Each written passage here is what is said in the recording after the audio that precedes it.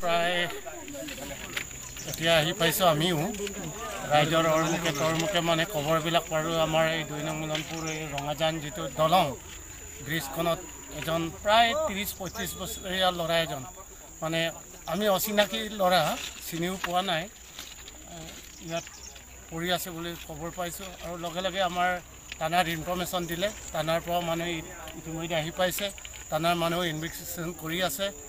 লগতে আমি 2 নং মিলনপুৰ ৰাইজ আৰু গাঁৱৰ এই ৰঙাজান ৰাইজ আমি সকলোৱে একগোট হৈ ওলাই চাইছোঁ। অনেকটো মই বহু বা তেনেকৈ ৰেলৰ পৰা পৰিছে বুলি শুনিছোঁ, আমিওতো দেখা নাই।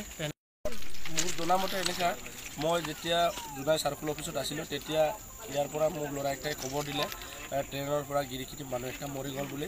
তেতিয়া মই অচি ছাৰক খবৰ দি দিলোঁ, ছাৰ এনেকুৱা মোৰ এলেকাত এনেকুৱা খবৰ এটা পাইছোঁ, আপোনালোকে তৎকালীনভাৱে ব্যৱস্থা এটা কৰি দিয়ক বুলি মই